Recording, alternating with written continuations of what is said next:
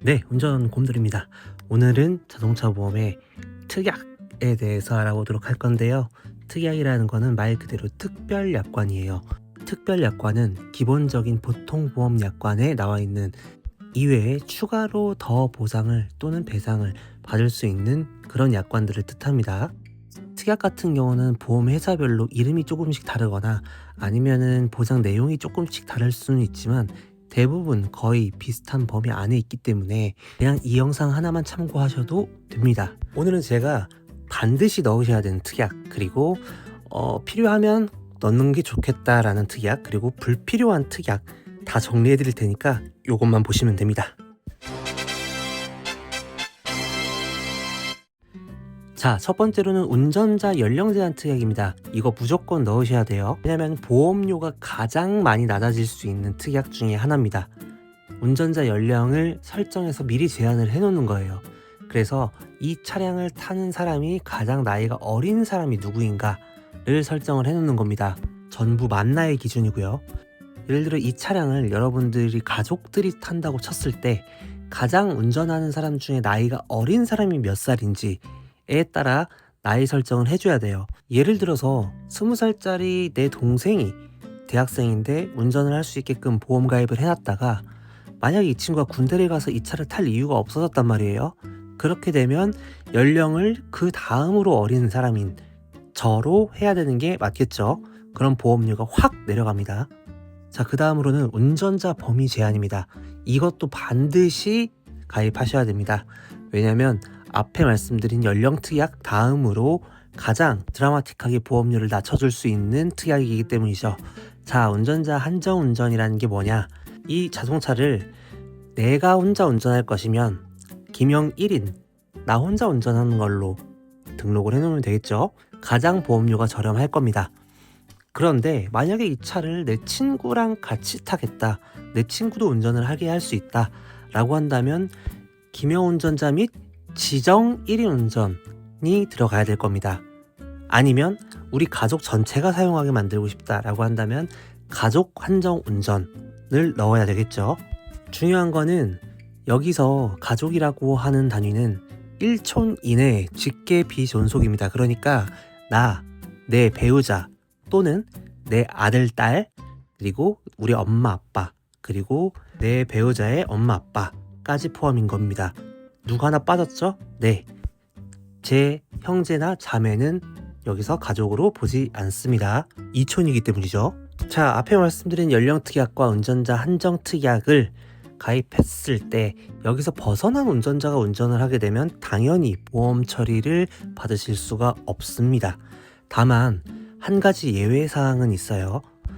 우리가 의무보험이라고 하는 대인배상 1 같은 경우는 이 특별약관을 적용하지 않고 보상을 해줍니다. 그러니까 특약 범위에서 벗어나더라도 대인배상 1까지는 처리를 해준다는 거예요. 이거는 피해자를 위해서 생긴 자동차 손해배상보장법에 포함되어 있는 내용이기 때문에 그렇습니다.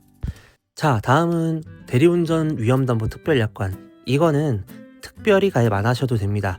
왜냐면 이건 사고 났을 때 대리 기사님을 위한 특약입니다. 그렇기 때문에 특별히 가입을 안 하셔도 돼요. 자, 그 다음으로는 에코마일리지 특별약관인데요. 자, 이거는 가입을 하시는 편이 좋습니다. 왜냐면 이거 가입한다고 해서 보험료가 올라가거나 가입 안 한다고 해서 내려가거나 이러지 않거든요. 가입을 해두면 나중에 1년 지나고 나서 보험계약이 끝났을 때 그때 내가 이 1년 동안 몇 킬로를 탔는지에 따라서 돈을 돌려받을 수 있는 금액이 생길 수도 있다 라고 생각하시면 돼요. 그러니까 어지간하면 가입하시는 게 좋겠죠. 자, 다음은 효도하는 자녀 할인 특별약관인데요. 자, 자녀가 있으신 분들에게만 해당이 되는 얘기예요. 이건 보험회사마다 조금씩 이름은 다르겠지만 대부분 보험사들이 다 제공을 하고 있는 특약입니다. 자, 이것도 역시 자녀가 있으신 분들은 가입을 하시는 게 좋습니다. 이것도 가입한다고 해서 보험료를 추가로 더 내야 되거나 하는 건 아니거든요. 다만 가입 대상 조건에 해당이 되어야 돼요. 뭐 그렇지 않으면 크게 의미가 없습니다. 안타깝지만 혼외자는 안 돼요. 다만 사실혼 관계에서 나온 아이는 해당이 됩니다. 자, 커넥티드카 할인 특별 약관 같은 경우는 여러분들 차량에 요즘 같은 경우에는 SOS 버튼 이런 거 다 달려있죠. 보험회사는 결국 궁극적으로 손해액을 줄여야 되는 거기 때문에 사고를 얼마나 빨리 통보했느냐에 따라서 사고의 손해 확대에 대한 방지가 이루어질 수 있습니다. 그래서 커넥티드카인 경우에 이렇게 사고 통보 장치가 있는 차량들은 보험회사에서 특별 약관에서 할인을 해주게 되어 있어요.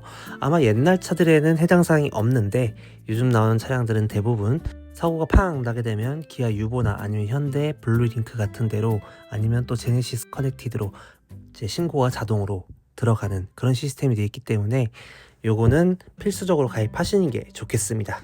자, 다음은 스마트 안전운전 할인 특별 약관입니다.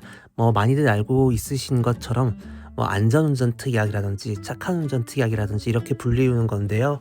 운전의 점수를 매겨서 안전하게 얼마나 운전을 했느냐 그거에 따라서 보험료를 할인을 좀 해주겠다 이런 얘기인데, 글쎄요, 이거 저는 별로 추천드리지는 않지만, 왜냐면 금액이 그렇게 크게 막 할인을 해주거나 하는 건 아니거든요. 그러면서 되게 신경 쓰여요.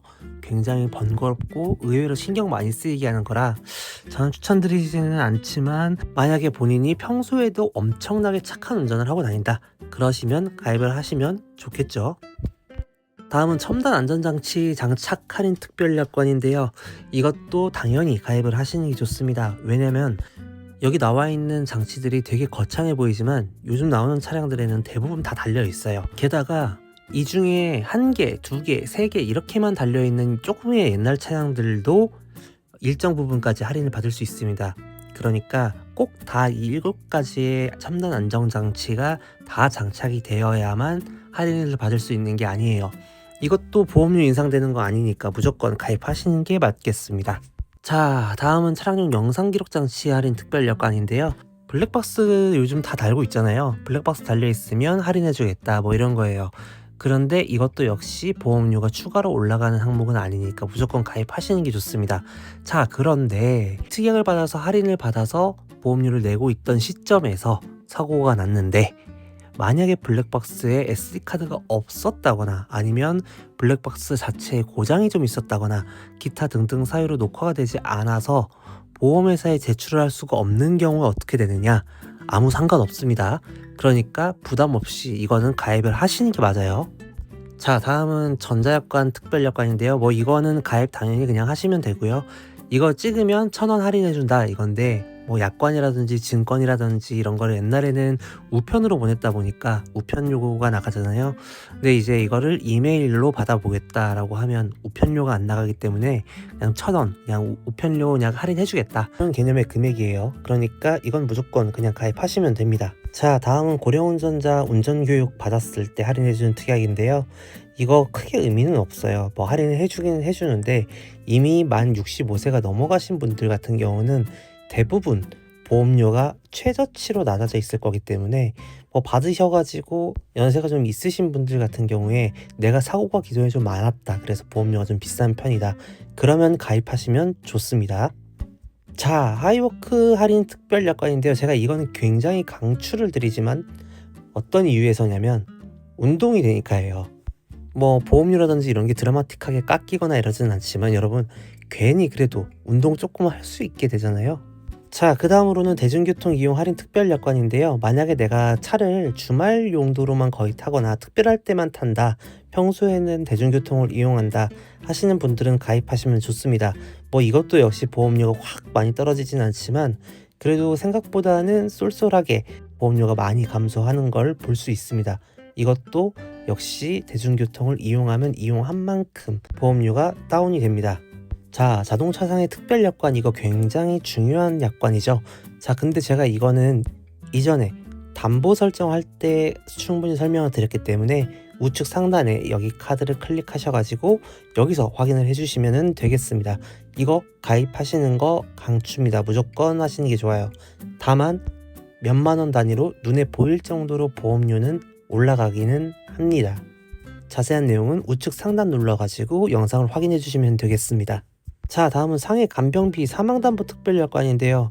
크게 제가 추천을 드리지는 않아요. 왜냐면 이거 가입하게 되면 보험료가 몇백원 오르기는 하는데, 왜냐면 상대방하고 사고가 났을 때는 100대 0이 아닌 이상은 상대방 쪽 대인 보험에서 다 처리를 받을 수 있는 금액이고요. 그렇다는 건 100% 뇌과실로 인해서 이런 큰 사고가 났을 때에만 해당되는 특약인데 글쎄요, 그런 일들이 많이 있을까 싶네요.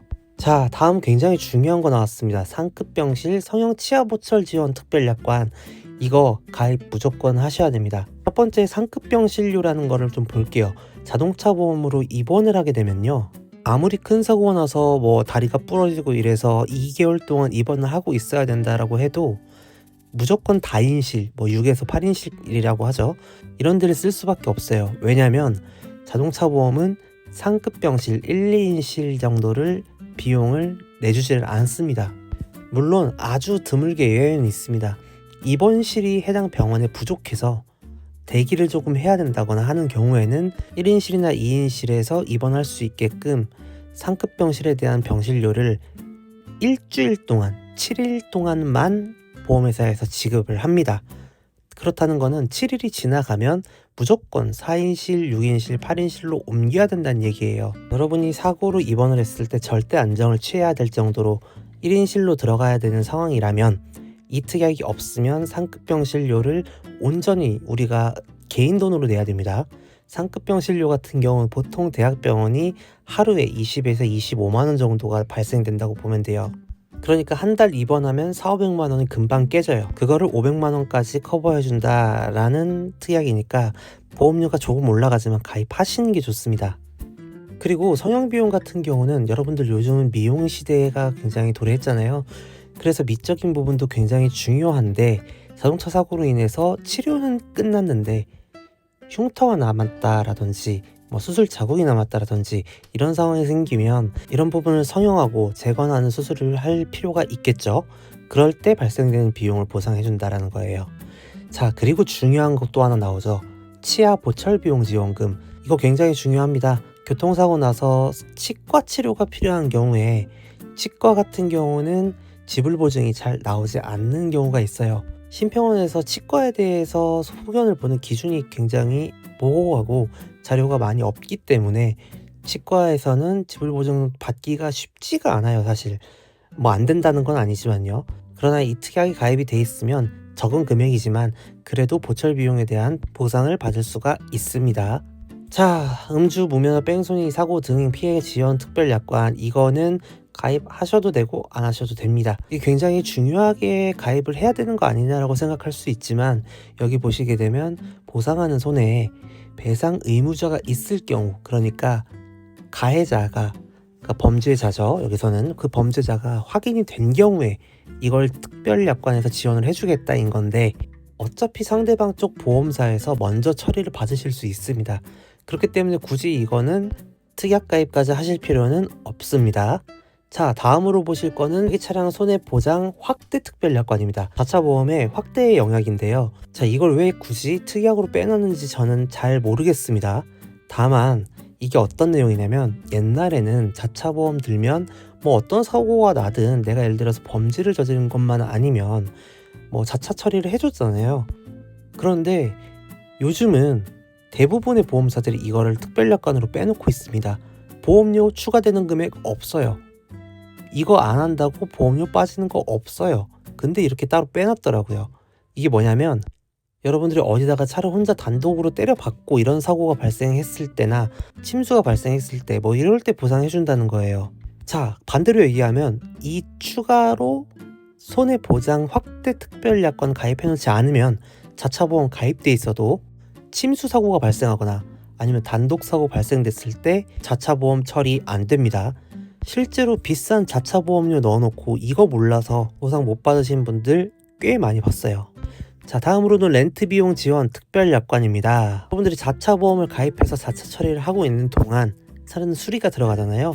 그 수리가 들어가 있을 동안 차량을 쓸 수 없겠죠. 그럴 때 이 특약이 가입이 되어 있으면 렌트 비용을 지원받을 수 있습니다. 아마 그래서 굉장히 차량이 없으면 불편하신 분들, 차량으로만 이동하실 수 있는 곳으로 출퇴근을 하셔야 되는 분들한테는 반드시 필요한 특약이라고 할 수 있겠습니다. 그렇다면 렌트 자동차 손해담보 추가 특별약관, 이걸 가입을 해야 되느냐? 이거는 여러분이 그렇게 빌린 차량을 운행하다 사고 났을 때를 얘기를 하는 건데요. 이거 굳이 필요 없습니다. 왜냐면 여러분들이 정상적인 렌트 업체에서 차량을 빌렸다라고 하면 이미 그 차에도 보험이 다 들어가 있기 때문에 그 보험으로 처리가 될 수 있으니까 굳이 이것까지 가입하실 필요는 없어요. 왜냐면 렌트 비용 지원 특약이라든지 렌트 자동차 손해담보 추가 특별 약관이라든지는 소폭이지만 몇천 원 정도 보험료가 올라갑니다. 그렇기 때문에 굳이 불필요하면 가입 안 하는 게 맞습니다. 자, 다음은 차량 운반 비용 담보 특별 약관인데요. 차가 사고가 나서 어딘가 구덩이에 빠졌다거나 아니면 바다에 빠졌다거나 등등으로 군환이 필요할 때 그 군환비 지원을 해주겠다라는 건데, 글쎄요, 그 정도의 사고는 대부분 많이 나지는 않습니다. 따라서 굳이 가입하시는 걸 추천드리지는 않습니다. 그 다음으로는 렌터카 운전담보 특별 약관. 자, 이것도 굳이 가입하실 필요는 없어요. 자, 이거는 무슨 내용이냐면 여러분들이 어떤 이유로 인해서 여러 가지 사유로 뭐 렌트카를 타실 때도 있겠죠. 그럴 때 렌트카를 타다가 사고가 났다 라고 했을 때 대인 대물 같은 경우는 뭐 그 렌터카의 보험으로 처리가 되겠지만 그 렌터카의 수리 비용이 발생되는 건 여러분들이 내셔야 되잖아요. 그 비용을 보상해 주겠다라는 그런 특약인데요. 굳이 이것도 가입할 이유가 없는 게 대부분 렌트카사들이 자차 보험이라든지 아니면 자기 차량 손해 면책 제도를 운영을 하고 있기 때문에 어쨌든 면책금만 내면 된단 말이죠. 근데 이 특별 약관으로 처리를 한다 할지어도 여기 보시는 것처럼 자기 부담금 30만 원이 있습니다. 그러니까 크게 의미가 없어요. 자, 다음으로는 법률 지원 특별 약관인데요. 여러분들 만약에 운전자 보험 가입되어 있으시면 이거 굳이 가입하실 필요 없습니다. 가입하시면 몇백 원에서 몇천 원 정도 보험료 올라갑니다. 굳이 왜 가입하실 필요가 없냐? 여기 보시게 되면 이 보험계약과 보상 책임의 전부 또는 일부가 중복되는 다른 보험계약이 있는 경우, 그러니까 운전자 보험 같은 게 있으면 비례 보상을 하겠다라는 얘기예요. 그러니까 실제 손해액이 예를 들어서 2천만 원이 발생이 됐다 라고 했을 때 여러분이 이 특약도 가입돼 있고 운전자 보험 특약도 가입돼 있으면 2천만 원 2천만 원씩 주는 게 아니라 1천만 원 1천만 원씩 해하고 2천만 원 실제 손해액을 준다라는 거예요. 그러니까 중복 보상 금지 원칙을 따라가기 때문에 운전자 보험 가입돼 있으면 굳이 이거 가입하시는 거는 돈 낭비입니다. 자, 중요한 거 나옵니다. 다른 자동차 운전담보 특별 약관. 이거는 무보험차 상해를 가입하시게 되면 자동으로 적용이 되는데요. 굳이 풀지 않으시면 자동으로 가입이 됩니다. 다만 이게 자동으로 가입이 안 찍혀 있는 보험사도 있기 때문에 잘 확인해 보셔서 안 찍혀 있으면 꼭 찍으시고요. 찍었을 때 금액 보험료 올라가는 거 없습니다. 자, 이 내용은 뭐냐? 살다 보면 여러분들이 남의 차를 운전해야 될 경우가 생길 수도 있잖아요. 김대리, 오늘 차 좀 운전 좀 해주지. 이러실 수 있잖아요. 여러분의 선배가. 자, 그러다가 사고가 났습니다. 그러면 당연히 선배가 화가 나겠죠. 그래서 차를 물어드려야 되겠다라고 생각을 하고 있는데 수리 비용이 만만치가 않단 말이야. 근데 이 특별 약관이 가입이 돼 있으면요, 그 수리 비용을 여러분의 자동차 보험에서 대물배상으로 처리받으실 수 있습니다. 단 여기서 다른 자동차라고 하면 자가용 자동차여야 되고요. 렌터카나 이런 거면 안 됩니다. 그리고 자동차와 동일한 차종이어야 돼요. 그러니까 여기에서 얘기하는 동일한 차종이라는 거는 내가 갖고 있는 자동차는 소나타고 소나타로 자동차 보험을 가입해놨는데 선배가 가진 차량이 버스예요. 나한테 운전시킨 것도 버스야. 이러면 완전 다른 차종이잖아요. 이러면 보상 처리가 안 된다는 거예요. 자, 다음 이거는 전기차 가지고 계신 분들 무조건 가입하셔야 돼요.